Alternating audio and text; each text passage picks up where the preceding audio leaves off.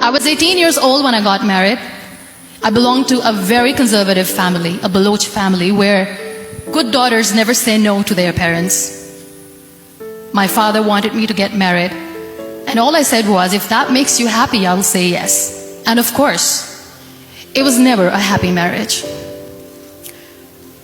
Just about after 2 years of getting married, about 9 years ago, I met a car accident. Somehow my husband fell asleep and the car fell in the ditch. He managed to jump out, saved himself. I'm happy for him. But I stayed inside the car and I sustained a lot of injuries. The list is a bit long. Don't get scared. I'm perfectly fine now. Radius ulna of my right arm were fractured. The wrist was fractured.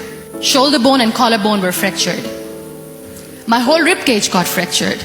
And because of the rib cage injury, lungs and liver were badly injured. I couldn't breathe. I lost urinary bowel control. That's why I have to wear the bag wherever I go.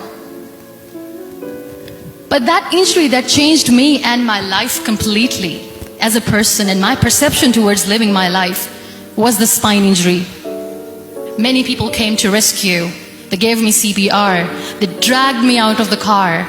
And while they were dragging me out, I got the complete transection of my spinal cord. Those 2.5 months in the hospital were dreadful. I will not make up stories just to inspire you. I was at the verge of despair. One day, doctor came to me and he said, well, I heard that you wanted to be an artist, but you ended up being a housewife. I have a bad news for you.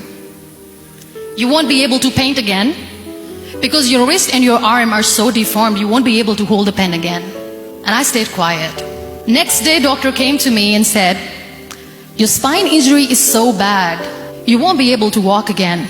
I took a deep breath and I said, it's all right. The next day, doctor came to me and said, because of your spine injury and the fixation that you have in your back, you won't be able to give birth to a child again. That day, I was devastated. I still remember, I asked my mother, why me?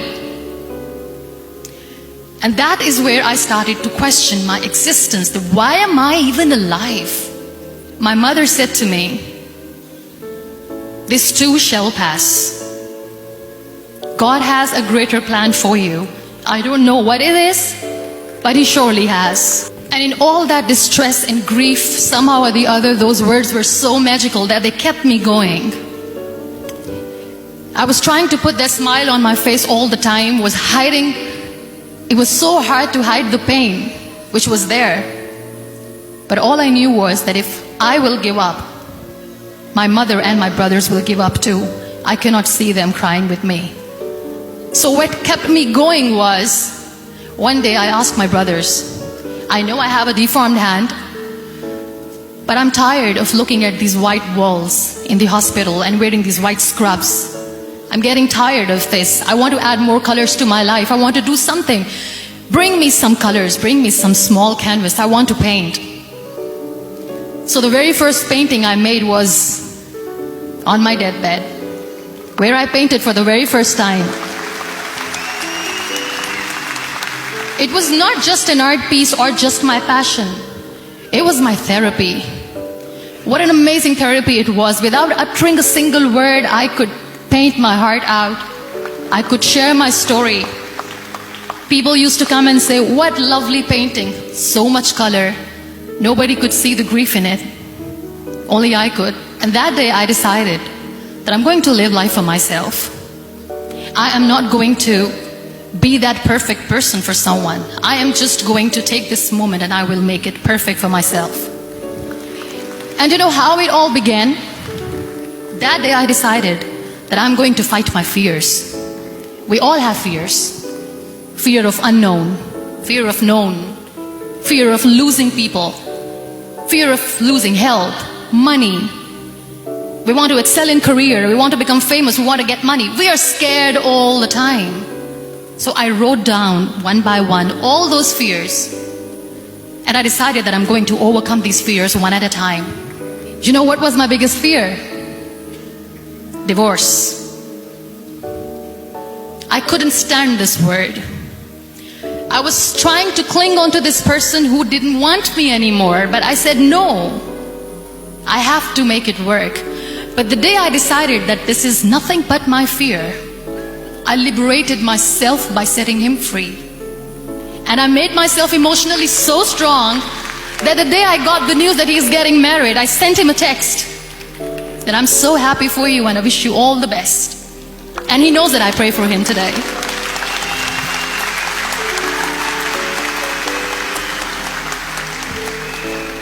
My biggest fear, number 2, was I won't be able to be a mother again. And that was quite devastating for me. But then I realized there are so many children in the world, all they want is acceptance. So there is no point of crying, just go and adopt one. And that's what I did.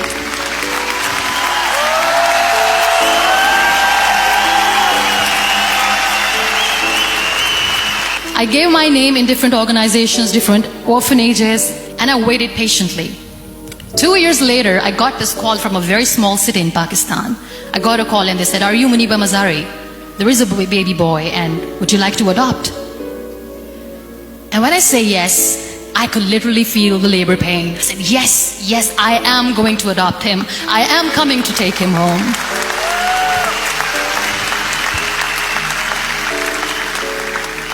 And that day, I was 2 days old, and today he's 6. You know, when you end up being on the wheelchair, what's the most painful thing? That's another fear that people on the wheelchair or the people who are differently abled have in their hearts, but they never share. I'll share that with you. The lack of acceptance. People think that they will not be accepted by the people because we, in the world of perfect people, are imperfects. So I decided that instead of starting an NGO for disability awareness, which I know will not help anyone, I started to appear more in public. I started to paint. I always wanted to. I've done a lot of exhibitions. I'm Pakistan's first wheelchair-bound artist. I've done a lot of modeling campaigns, different campaigns for brands like Tony and Guy.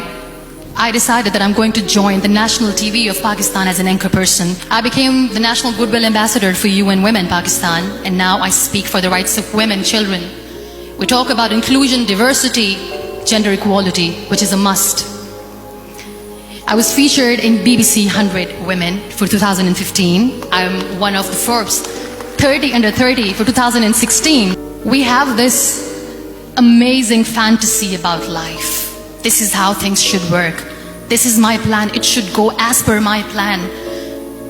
If that doesn't happen, we give up. So my dear friends, let me tell you one thing. I never wanted to be on the wheelchair. Never thought of being on the wheelchair. I was always aspiring to do bigger things, but had no idea that for that I have to pay the price to be where I am today. It's a very heavy price. This life is a test and a trial, and tests or trials are never supposed to be easy. So when you're expecting ease from life, and life gives you lemons, then you make the lemonade, and then do not blame life for that, because you were expecting ease from a trial. Trials make you a stronger, better person. Life is a trial. And with time you realize that. It is okay to be scared. It is okay to cry. Everything is okay, but giving up should not be an option. They always say that failure is not an option. Failure should be an option, because when you fail, you get up, and then you fail, and then you get up, and that keeps you going. Embrace each and every breath that you are taking. Celebrate your life. Live it. Don't die before your death. Real happiness lies in gratitude. So be grateful, be alive, and live every moment. Well, what can you say? Kindly share your thoughts in the comment portion. We have reached the end of today's video. In behalf of my partner Weena and the rest of the Splat Communications and Simplified Strategic Solutions team, thank you. Till next time. Stay safe. Rosa out. Bye.